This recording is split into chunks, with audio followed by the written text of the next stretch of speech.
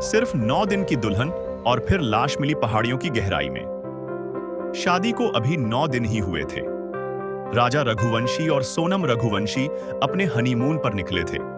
लगभग 2192 किलोमीटर दूर एक नई शुरुआत की उम्मीद लिए। एयरपोर्ट से एक प्यारी सी तस्वीर खींची और फैमिली ग्रुप में भेज दी। मगर उस तस्वीर को जब मां उमा देवी ने झूम किया, तब उन्हें कुछ ऐसा दिखा जिसने उनका दिल बेचैन कर दिया। मां ने तुरंत बेटे को फोन लगाया। राजा, तुझसे कहा था ना उस सोने की चैन को मत पहनना।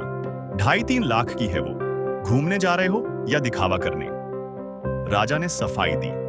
मां, मैं नहीं चाहता था, लेकिन सोनम ने कहा कि पहन लो, अच्छे लगते हो। मां का दिल डूब गया। उन्हें डर लग रहा था, कहीं कोई इस चैन को देखकर बुरी नजर न डाले, कहीं कुछ अनहोनी ना हो जाए। उन्होंने बेटे से कहा, अब तुरंत बैग में रख लो उसे। लेकिन किसी को क्या पता था कि जिस बात को मां मन में डर मान रही थी, वही डर हकीकत बन जाएगा। 23 मई 2025 दोपहर 1:45 मां की आखिरी बात हुई बहू से। इसके बाद न राजा की कोई खबर मिली, न कॉल का जवाब। 25 तारीख को जब भाई और बहनोई शिलोंग पहुंचे तो एक खौफनाक सच्चाई सामने आने लगी। ढूंढने पर 2 जून को राजा की लाश मिली, एक गहरी खाई में, खून से सनी जैकेट और सोनम की शर्ट के साथ। मां का दिल कांप उठा। मुझे पहले ही शक था, लेकिन बहू पर उंगली उठाने से डर रही थी। सोचती थी कहीं बहू भी खतरे में ना हो। शुरुआत में जब इंदौर से पहुंचे परिजन ने लोकल पुलिस से मदद मांगी तो उनकी आवाज अनसुनी रही। लेकिन जैसे जैसे मीडिया ने इस केस को उठाया, मामला सीधे गृह मंत्री और मुख्यमंत्री तक जा पहुंचा। तब जाकर मामला जोर पकड़ता है। कहानी की शुरुआत हुई थी एक समाज की पत्रिका से, जिसमें युवक युवतियों की जानकारी होती है। वहीं राजा ने सोनम की फोटो देखी और शादी का प्रस्ताव रख दिया। सोनम पढ़ी लिखी और व्यापार संभालने वाली लड़की थी।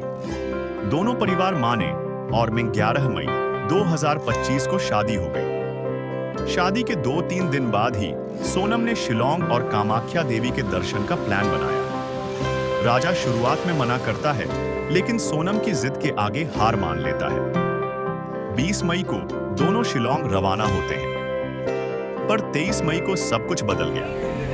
एनडीआरएफ, एसडीआरएफ और पुलिस जब छानबीन करती है तो एक गाइड अल्बर्ट पेट सामने आता है। वो बताता है कि उसने एक कपल को देखा था जिनके साथ 3 अनजान लोग भी थे।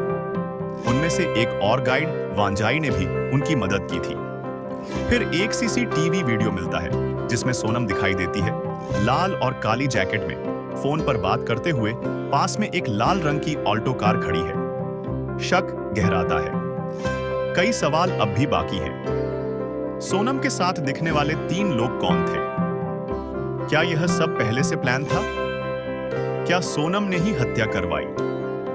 या कोई और कहानी है जो अभी सामने आनी बाकी है? मां उमा देवी के शब्द आज भी गूंजते हैं, मेरा बेटा तो चला गया, लेकिन सच कब सामने आएगा? ये कहानी न सिर्फ एक हत्या की है, बल्कि एक मां के डर, एक पति की आस्था और एक बहू के रहस्य की भी है। इस पूरी कहानी को हम सरल, भावनात्मक और कहानी नुमा ढंग से फिर से लिखते हैं, ताकि यह दिल को छूने वाली लगे और हर मोड़ पर एक सोच छोड़ जाए। एक लड़की, एक प्यार और एक साजिश। शिलोंग से गाजीपुर तक की सनसनीखेज कहानी। शुरुआत होती है एक साधारण सी दिखने वाली सीसीटीवी फुटेज से। एक दंपति सड़क पर चल रहा है और एक लड़का जो कार में बैठा है लगातार उन्हें घूर रहा है। पुलिस को यह दृश्य कुछ अजीब लगता है। शक गहराता है और पुलिस जांच शुरू करती है। टेक्निकल टीम को काम पर लगाया जाता है। लाखों मोबाइल कॉल्स और लोकेशंस खंगाले जाते हैं। इसी कड़ी में यूपी के ललितपुर जिले के एक गांव दिगवार का एक लड़का शक के घेरे में आता है। पता चलता है कि उसकी बातचीत होती थी राज कुशवाहा नाम के लड़के से, जो इंदौर का रहने वाला है और देवी सिंह की प्लाईवुड कंपनी में काम करता है। राज के संपर्क में था एक और लड़का, विशाल चौहान। बात खुलती है कि सोनम रघुवंशी नाम की एक लड़की जो अचानक गायब हो गई थी, उसका राज से नजदीकी रिश्ता था। दोनों साथ काम करते करते प्यार में पड़ गए थे, कस्में वादे कर लिए थे साथ जीने मरने की। लेकिन इसी बीच लड़की की शादी तय हो गई। परिवार ने सामाजिक दबाव में शादी को मंजूरी दे दी, लेकिन शायद लड़की ने तभी कुछ बड़ा ठान लिया था। प्लान बना शिलोंग घूमने का, जहां कई बार लोग गए और गायब हो गए, लेकिन किसी ने ज्यादा पड़ताल नहीं की। पर इस बार कहानी हाईलाइट हो गई। 8 और 9 जून 2025 की रात एक जॉइंट ऑपरेशन में पुलिस ने 4 लड़कों को अलग अलग जगहों से हिरासत में ले लिया। ललितपुर से आकाश लोधी, इंदौर से राज कुशवाहा और विशाल चौहान, सागर से आनंद कुर्मी। लेकिन लड़की कहां थी? वो थी शिलोंग से करीब 1100 किलोमीटर दूर, गाजीपुर जिले के अंकुशापुर में एक ढाबे पर। रात 1:30 पर एक ढाबे पर बदहवास हालत में बैठी थी। बाल बिखरे, काली टी शर्ट, काली पैंट। एक छोटू ने देखा और मालिक साहिल यादव को बताया। साहिल ने लड़की से बात की। लड़की ने रोते हुए साहिल से उसका मोबाइल मांगा और भाई गोविंद को कॉल किया। भाई को यकीन नहीं हुआ। उसने वीडियो कॉल की। सामने उसकी बहन थी। इसके बाद पूरा मामला तेजी से खुलने लगा।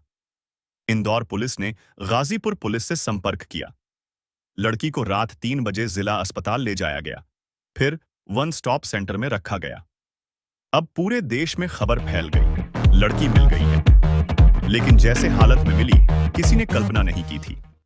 शुरुआत में पुलिस को लगा था कि वो मर चुकी है, क्योंकि शिलोंग में एक जैकेट पर खून के धब्बे मिले थे। लेकिन वो जिंदा मिली। अब सवाल यह था, क्या वो खुद इस कहानी की सूत्रधार थी? पुलिस के पास राज कुशवाहा और सोनम की बातचीत के टेक्निकल सबूत हैं। शक यही है कि ये पूरी साजिश थी, एक हत्या, एक भागना और एक नई जिंदगी की तैयारी। क्या हत्या की मास्टरमाइंड सोनम थी? क्या प्रेमी राज कुशवाहा इसमें शामिल था? अब जब सभी संदिग्ध गिरफ्तार हो चुके हैं, पुलिस हर एक से बारी बारी पूछताछ करेगी। और कहते हैं, जब 3rd डिग्री लगती है तो मुर्दे भी बोल उठते हैं। इस पूरी कहानी में लड़की का शिलोंग से गाजीपुर तक सफर 1163 किलोमीटर बिना किसी प्लान या मदद के मुमकिन नहीं लगता। और पुलिस को अब तक जितने सुराग मिले हैं, उनसे लग रहा है कि लड़की इस मामले की मुख्य किरदार थी। इस घटना ने हमें यह सोचने पर मजबूर कर दिया है कि प्यार के नाम पर कितनी जिंदगियां बर्बाद हो रही हैं। अगर रिश्तों में ईमानदारी ना हो, तो कोई भी मासूम लड़का या लड़की शिकार बन सकता है। जाते जाते एक बात, अगर आप किसी से रिश्ता जोड़ने जा रहे हैं, तो एक सवाल जरूर पूछिए, क्या किसी और से कोई रिश्ता रहा है?